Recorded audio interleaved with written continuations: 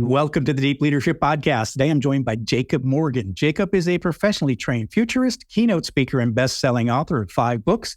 His most recent book is called Leading with Vulnerability. Unlock your greatest superpower to transform yourself, your team, and your organization. And I am excited to have him on the show to talk about the power of vulnerability in leadership. So, Jacob, welcome to the show. Thank you for having me. Hey, I'm excited to talk about this topic, but before we dive in, tell us a little bit about yourself. How did you get involved in the world of leadership, writing books, speaking, and also the future of work? Well, my path actually came from having terrible jobs working for other people. And so, the last full-time job I had was around 15 years ago. It was in Los Angeles. And I was always a terrible student, but in college, I actually graduated with a dual bachelor's degree in economics and psychology. I graduated with honors. And it was really the first time that I got good grades. My entire adult life, I was like a C student, C+ student, maybe if I was lucky. And, something kind of clicked in my mind when I got to college where I realized this is the last opportunity that I had. And if I didn't do well there, then I wouldn't get a good job, I wouldn't get a good salary, and my life would just go downhill. So I worked really, really hard in college. And when I graduated, I interviewed for this company in downtown Los Angeles, and I was told I'd be doing all these really amazing things, traveling the country and meeting with entrepreneurs and executives, and I'd really make an impact in the field that I was in, which is in the technology space and business and leadership. So I took the job, and I was willing to forego my daily 3-hour commute, so hour and a half each way. Wow. But again, I took the job because I was sold this story of doing meaningful work and having an impact. And a couple months into my job, I'm doing data entry and cold calling and PowerPoint presentations. And I'm sitting there thinking like, what the hell? Like, why did I work so hard in school? This is just complete garbage. And the pivotal moment came for me when the CEO came out of his beautiful corner office in downtown Los Angeles. And, he's screaming across the office. He's like, Jacob, get over here. I got something really important for you. And I get very excited. I'm thinking, all right, this is my moment. I paid my dues. Like, something awesome is going to happen. So I run over to the CEO and he's like, I got something really important I need you to do for me. And I'm sitting there thinking like, yeah. What is it? I'm ready. And he puts his hand in his pocket. He takes out his wallet and he takes out a $10 bill, slaps the $10 bill in my hand, and he's like, I am late for a meeting and I need you to go down to Starbucks and get me a latte. And that was the important job, to go get him a cup of coffee. This is 4 years of schooling, a degree in economics, a degree in psychology, graduating with honors, sleepless nights to get this person a coffee. And at that moment, I just became completely dejected, disenfranchised, disengaged with the corporate world. And I started to think, is it possible for me to make a living to not have to work for anybody else ever again? And that was the beginning of my journey. And I did search engine optimization and marketing and social media consulting, but that was the beginning of my journey to go off on my own. And ever since then, I've just really become fascinated with this idea of how do I help make sure that other people don't have these types of experiences? And I know there's far worse experiences that people have had, but it's more of the feeling, right? How do we create environments where employees actually feel like they want to show up? How do we create great leaders, engaged employees, and future-ready organizations? And that seed was planted in my mind because of that cup of coffee. Wow. Yeah. It's incredible that you tell that story because we talk a lot about on this podcast where, we have these excited young people coming to companies, and like you, they've gone through all this training, they've got their degree, and sometimes they finally land their job with this dream job at this dream company. And then what do? We put them in a corner and we give them busy work, and we never really ask for their opinions or really engage them in any way. And so we take these excited young people and we just make them, they become disengaged because we don't engage with them. And so I always think that that's probably one of the biggest things that we do wrong in leadership is really not getting the best out of especially new people in our organizations. That's a big problem. Yeah, it's killer, right? I mean, people need to remember that nobody starts off on day one working for your company thinking this place sucks, right? On day one, everyone's excited to be there. They're excited to make an impact. They want to know where they're going to be working, who they're going to be sitting with, what their team is like. Like they're ready to just crush it. Yeah. And what ends up happening is through outdated office politics, bureaucracy, hierarchy, command and control, like their engagement just starts going down and down and down and down and down to the point where it gets so low that now we bring our HR teams together and we say, hey, wait a minute, we got a problem here. Our employees are disengaged. What do we do to re-engage them? Yeah. When the real solution is, how do you keep these excited employees from being disengaged to begin with?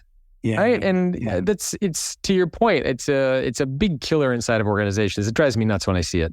Yeah, absolutely. Well, the purpose of this podcast is to build a world with better bosses. So it seems like we're aligned with our mission. So let's talk about this new book you've got, Leading with Vulnerability. So from what I can tell, everything I've looked at, there's a lot of research that went into this book. So talk a little bit about the research that went into it, because I really like the fact that this is research-based. Yeah. So a lot of people are probably familiar with the concept of vulnerability, and we all know what it feels like to be vulnerable, but very few people know what it means to lead with vulnerability. Right. And we can get into that distinction between the two. But this concept and the research and the idea for this book originally came from a previous book that I wrote called The Future Leader. And for that book, I interviewed 140 CEOs, and I was having a lot of conversations with them around what are the most important mindsets and skill sets for current and aspiring leaders. And from a lot of those conversations, these CEOs would bring up things like vulnerability and emotional intelligence. So I kind of stored that away in my mind a little bit as being something important.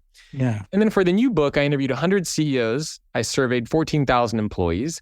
And I started to ask these CEOs more specifically about vulnerability. And I discovered a few things.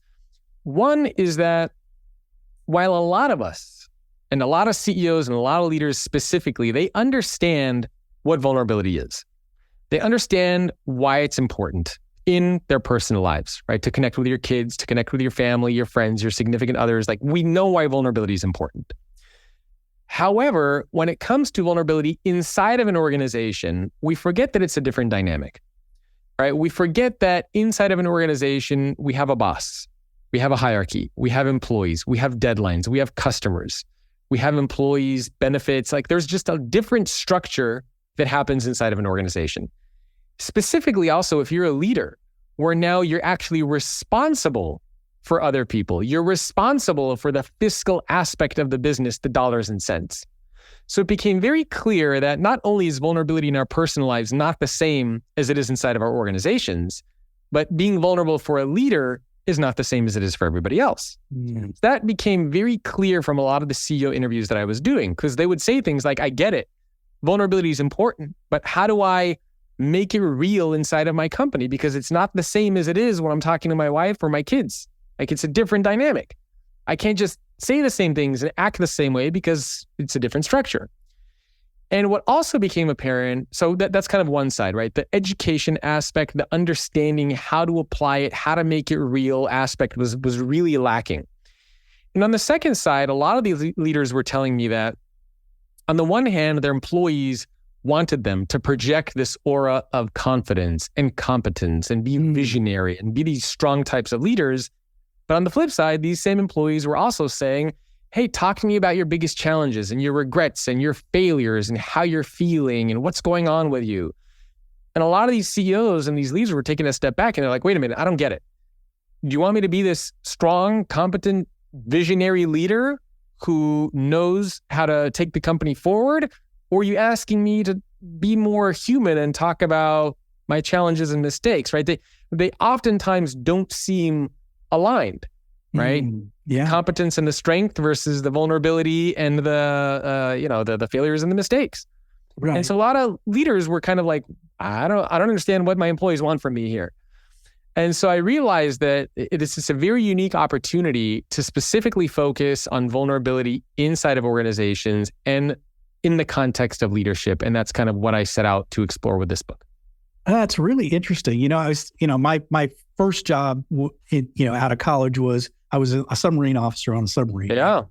The ship, goes through some rough seas where, we were in a winter storm for 2 weeks.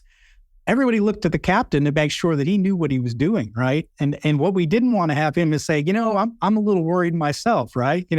I've got some concerns myself. I didn't want that, right? I'm not sure what to do here, guys. We wanted someone that was confident and at least looked like he knew what he was doing. So you're right. There's these two sides of it. We're told we have to be vulnerable, but also we have to show confidence and we have to show competence and as the leaders. So let's talk about vulnerability. So, some say that it is a weakness, or you hear it sometimes. If you're acting vulnerable, you're acting weak. And so a lot of times we as leaders, we don't want to project weakness. We want to project strength. So what's vulnerability when it comes to leadership? What does it look like? Sure. So, and kind of the advice I have might be a little bit counterintuitive here. So I'm not an advocate of just being vulnerable at work. I'm an advocate of leading with vulnerability. And let me kind of give you a distinction between what those two things are. So vulnerability is this concept of doing or saying something that exposes you to the potential of emotional harm. Right. Talking about a mistake, a failure, a challenge or struggle, maybe something you're going through in your personal life, whatever it might be. That's ultimately what vulnerability is. You're kind of giving somebody something where if they wanted to, they could take that and hurt you in some way emotionally. Yes. Physically too, but for the context of most people, it's usually emotionally. In other words, they could use it as a way to keep you from getting promoted. They could use it as a way to backstab you. They could use it as the list goes on and on, but they have something on you that they could hurt you with if they wanted to. So that's really what vulnerability is. Now, to understand why this is not ideal inside of an organization, we also need to take a step back and understand the relationship between an employee and an organization. And it's a very basic and simple and fundamental relationship. A company has a need. They have a job posting and they're looking for somebody who can fulfill and do that role. Somebody who has a particular set of skills, like Liam Neeson in the movie Taken. I have a particular set of skills. So somebody who has the right skills, the mindsets, the approach, who can do the job that the company needs to fill, right? And so what happens is the company says, we need this done, and employees and prospects say, I can do it. And so a match is made. We say, great, you're a good fit. You can do this job. Perfect. So now what happens, right? You get the job and now you're showing up to work every day and you're being vulnerable all the time. I'm sorry, I made a mistake. I need some help. Can you please help me? Or I don't know how to do that. Or, I'm just having a tough time. Or what starts to happen over time is people are going to look at you and they're like, whoa, wait a minute. This isn't the relationship that we signed up for. We hired you because you said that you could do this. And now all of a sudden, you're just talking about mistakes and failures and reasons for why you're not able to do your job. And what happens is vulnerability becomes kind of a crutch or becomes a substitute for competence. So a very typical example that we see inside of organizations, and you can probably relate to this in your previous career too. Somebody makes a mistake, right? What usually happens when we think about vulnerability and making a mistake? We usually say, you should just go to your leader and say, I'm sorry, I really screwed up. I made a mistake. That's vulnerable. But there's no leadership there. Leading with vulnerability would be taking that same scenario and saying, I'm sorry, I made a mistake. Here's what I learned from the mistake that I made. Here's what I'm going to do in the future to make sure that that mistake does not happen again. The first scenario is just being vulnerable. The second scenario is leading with vulnerability. So it all comes down to bringing together two attributes, vulnerability and leadership. Or you could think of it as another way, as connection, which is the vulnerability piece, and competence, which is the leadership piece. You have to have both, right? And the reason why you have to have both is because if you only focus on vulnerability, then, and let's say I work for you and somebody says, hey, what do you think of John as a leader? And let's say you index really high in vulnerability, but you're not doing anything on the leadership, the competence side. Somebody says, what do you think of John as a leader? And I'll say, well, oh man, John is great. We have a great relationship, great chemistry. I love hanging out with John. He's just a good person. But I'm not sure he's the right leader because he's struggling to actually do the things that need to get done for the business. Flip side of that's also true. Let's say you only focus on the leadership piece and you're really, really good at your job.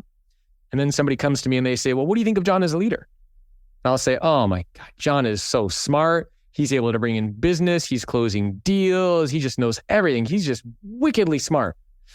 But I don't feel engaged from John. I don't get motivated or inspired from John. I don't have that human connection. I feel like there's a little bit of a gap. He's really good at what he does, but just kind of the human aspect isn't there. In other words, people are going to think that you're a little bit of a robot. So you got to have both vulnerability and leadership, competence and connection. And I think the big mistake we make inside of our companies is we only focus typically on the vulnerability piece. You got to bring together both. It's interesting you say that because we've had a number of guests in the show talking about the idea of servant leadership, for example. And the problem I have with servant leadership is, I've always said it's the people and the mission. And servant leadership is all about the people, and that's great and that's important, but you also have to accomplish the mission. And so to me, I think great leadership is the connection between people and the mission. So in this case, it's the and between connection and competence is what you're talking about. Is so you have to have that connection. So you have to have vulnerability to show I'm a human being. I have emotions. I have feelings. I'm not a robot, right? So you're connecting with your employees. But the other side of it is you have to be good at what you do. I mean, obviously to lead an organization, you've got to be able to be competent in your craft, right? And so having both those things is critical. Yeah, and there's actually very one of the stories that I have in my book is from Hollis Harris. He's the former CEO of Continental Airlines. And this story, by the way, was told to me by Doug Parker, the former chairman and CEO of American Airlines. And what happened is in the 90s, Continental Airlines was struggling. It was going through a really tough time. And Hollis Harris was asked to write a memo to his entire workforce of like 40,000 employees to address what's going on with the business and just, give kind of a state from the CEO's perspective of what's happening. And so he writes this memo to his employees and he kind of acknowledges that everything is, they're going through a tough time and there's challenges and that he's not sure what course of action to take. And he ends his memo by saying, pray for the future of the company. And the next day he was fired. What he did was very vulnerable, but there was no leadership there. Yeah. Now, contrast this to a lot of other CEOs who I interviewed, especially during the pandemic. One of them is Fleetwood Grobler. He's the CEO of a South African energy company called Sasol. He too, when he took over as CEO, company was going through a tough time. The banks almost came and repossessed the entire business. They were in debt $13 billion. And that's right when he became promoted to CEO. And he too also had no idea what he was going to do. And he too was asked to give an all-hands appearance, a meeting for his entire workforce, and to also give a message. And his message was different. He started off similar to what Hollis did. And he said, I acknowledge that the company is going through a tough time. I acknowledge that market conditions are not ideal and that the business as a whole is struggling. I don't know the exact course of action that we're going to take to get out of this, but I have a vision. I have an idea of where we can go. And I know that we have a really, really smart and capable group of employees. And if we can come together, we can rebuild trust in our customers and we can rebuild trust in the eyes of our employees. So come with me on this journey. Help me achieve this vision that I believe we can get to. And together we will be able to achieve success. And that's exactly what the company did. So again, there was vulnerability there, but also leadership. And that, again, is the crucial element. Because if you just keep showing up to work, asking for help, I don't know how to do this, I don't know how to do that, I'm going through a tough time, eventually, people are going to look at you, especially if you're a leader, and they're going to say, maybe you should not be in this role. So it's a critical element for people to remember. Leading with vulnerability basically means that you're demonstrating that you're trying to close the gap, that you're trying to become more competent, you're trying to get better, you're trying to learn, you're trying to grow. If you can do that, then you will change how people perceive you and you will see more leadership success. We surveyed 14,000 employees and we asked them, why don't you feel comfortable being vulnerable at work? And the number one reason from 14,000 employees around the world was, I don't want to be perceived as being weak or incompetent. Right. Why are you perceived as being weak or incompetent? It's because you don't demonstrate the competence with the vulnerability. It's because whenever you're vulnerable, you only say, I need help. Can you help me? It's because you only say, I made a mistake. I'm sorry. If you add the competence piece, then that negative perception about you being weak or incompetent goes away. But we just forget to do that second part of the equation. Yeah, it's interesting because I was listening to the one story of the second leader said, we've got all these problems, but here's my vision of the future. One of the things I see it really important in leadership is providing hope, providing direction, providing a vision, providing a bigger something that the group can collectively come together to accomplish. And I think that's what I see difference between the two stories. One was, we're in despair, pray for the company. And it's like, but you're in charge. What are we going to do? The other side is that we can make the changes. We can come together. We can build a greater future. And I think employees want to get on board with something that's bigger than themselves, a vision, an idea, something that they can rally behind. And I think if we miss out on that opportunity, especially, A, we're being vulnerable, we're connecting, but then B, we have to say, what's the future? And I think that's what is missing a lot of cases with just being vulnerable. Yeah, and we see this all the time, right? Especially with first-time leaders, right? Think about what happens when a leader gets promoted into their position for their first time, and you could think about how you can address your team in that kind of a scenario. And a lot of times people might say, hey, how's it going? I'm Jacob. I'm a first-time leader here. Super excited to be leading the team. I know I don't have a lot of experience, but don't worry. Together, we're going to figure it out. And you can imagine if you're a team member in that kind of a team, you're like, wait a minute. You don't sound like you're very confident. You don't sound like you're the best person for this job. But similarly, you could take that same approach, have that same messaging, and add the leadership piece and say, hey, I'm Jacob. I'm a first-time leader. I know I don't have I haven't been doing this for a long time. I don't have a lot of that experience that's needed. So here's what I'm going to do. I hired a coach who's going to be helping me. I have a mentor inside this company who's a seasoned leader who's going to be helping me out. I enrolled in a couple courses. I'm reading a few books. My door's always open for your feedback so that I can be the best leader that you need me to be. Again, I'm vulnerable there as well, but I'm also demonstrating what I'm doing to close the gap. I'm demonstrating that I have the coach. I have a mentor in the company. I'm doing all these things to become better. One is just vulnerable. One is leading with vulnerability. And that, again, I think is the key difference. So when leaders are leading with vulnerability, what can they expect, or what are some of the advantages when we do that, when we act? So we connect the two, with one with connection and one with competence. Well, I think the advantages are huge, right? I mean, for one, you create trust amongst your team, right? I mean, vulnerability alone can sometimes create trust, but vulnerability alone can also backfire where people look at you and they say, I don't trust you. So you kind of are not sure where you're going to go with that. So it creates trust. It helps unlock the potential of people or unlock the potential of those around you, because they not only feel that you have that level of competence, but they feel that you're creating that human connection, the engagement, the trust. So I think it builds more cohesive teams. It creates trust amongst your organization. And ultimately, from the research that we did, it helps drive innovation. It helps drive business performance. It helps other people around you also lead with vulnerability for their teams. So the benefits are huge across the board. Whereas if you're only vulnerable again, it could have the potential to create far more harm than it can good. I'm interested in thinking about all the CEOs you talk to. If there were like an arrow pointing to, far would be the competence side, and the other side would be the connection side. Where do you feel most CEOs fall? Are they more on the competence side, but they need vulnerability, or are they?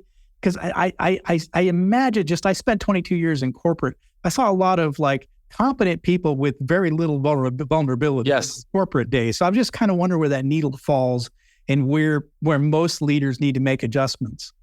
Oh, you're 100% right. In fact, when we surveyed the 14,000 employees, I teamed up with a leadership firm called DDI, and they have this list of effective leadership behaviors, and there's 13 of them. And we group them into kind of emerging leadership behaviors or more traditional leadership behaviors that have always been around. So a traditional leadership behavior is an example of something like maintaining high trust and confidentiality. Like that's always been important, right? That's not new. Something emerging is showing willingness to be emotionally vulnerable. That's more emerging. And so we looked at all 13 of these different attributes. And what we found is that by far across the board, across seniority levels, we are far more comfortable with the traditional aspects of leadership, and we struggle considerably with the emerging aspects of leadership. In fact, at this list, and I'm looking at the chart right now in front of me, what scored lowest, the two things that scored lowest at the very bottom from all of these 13, last place was showing willingness to be emotionally vulnerable, and just above that was genuinely acknowledging your failures or shortcomings. And shortly above that was inquiring and caring about my well-being. So you can see, and again, much higher on the list were things like sharing your rationale for a decision, maintaining high trust and confidentiality, recognizing the success of a team member. A lot of the traditional things we're good with, but the emerging things, the human things, we really, really struggle with.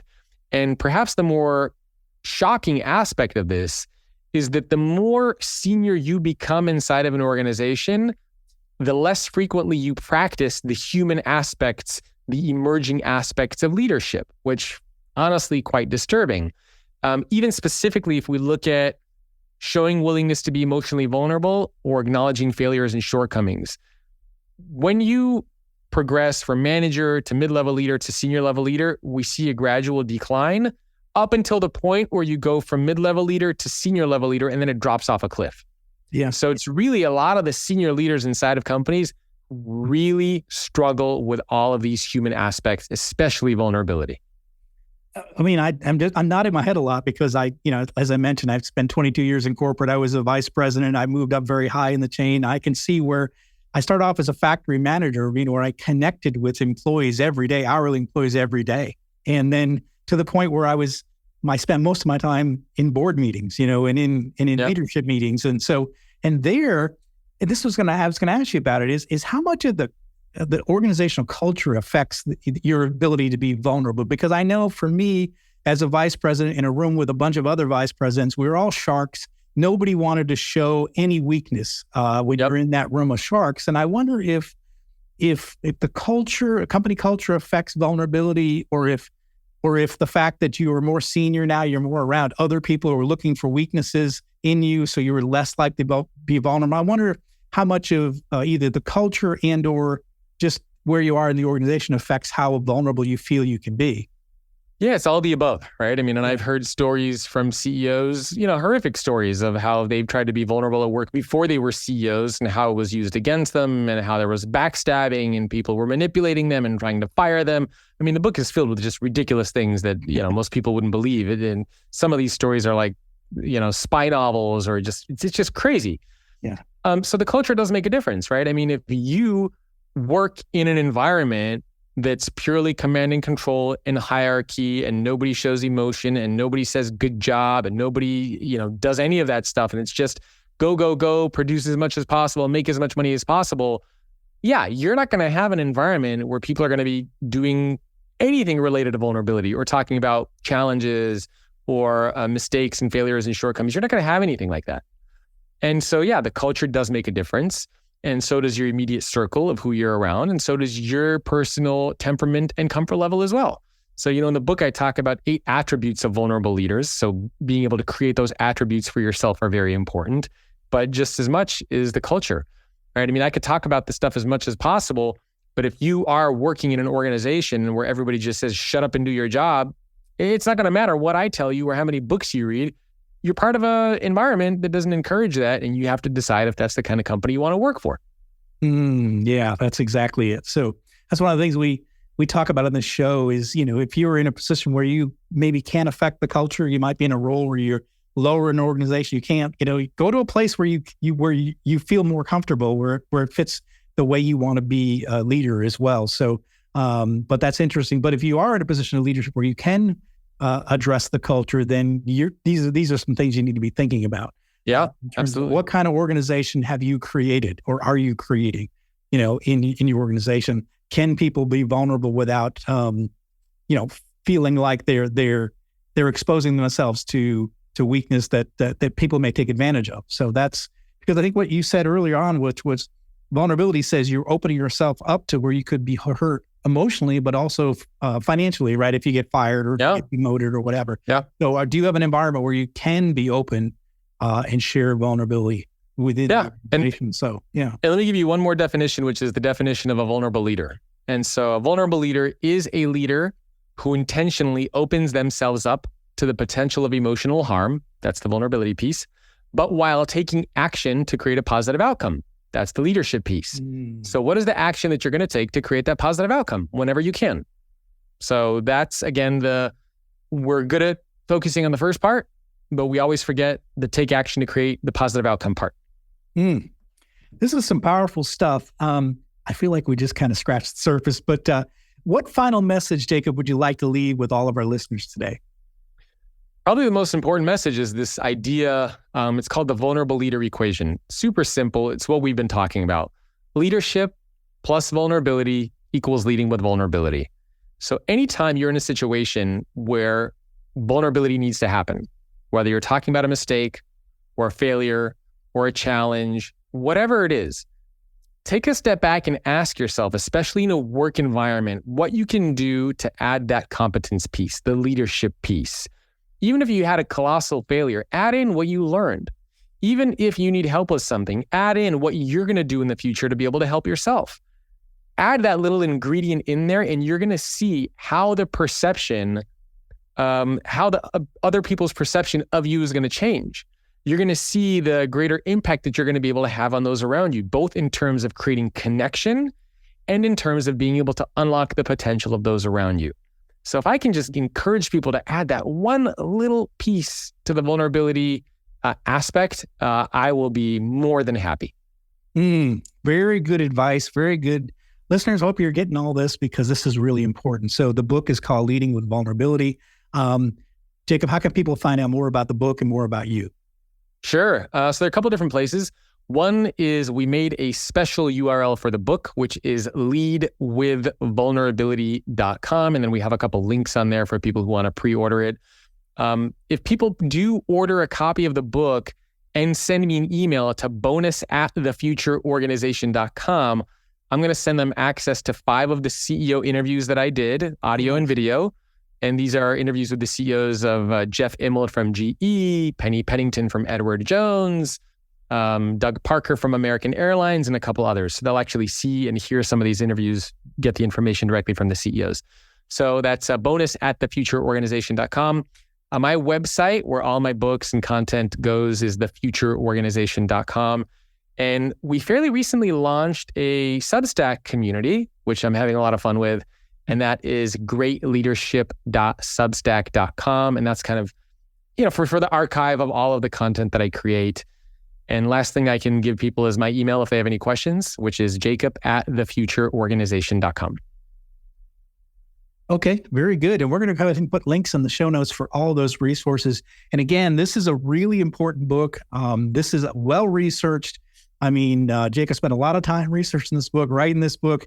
We didn't even talk about your journey in terms of vulnerability, but that's in the book. No, the book gave me a panic attack. It literally gave me a panic attack writing this book. So So I felt like I was going to die writing it. So it's worth you buying it. It's worth reading it just for that alone. I think there's a lot of great stories in this book. A lot of it's well researched.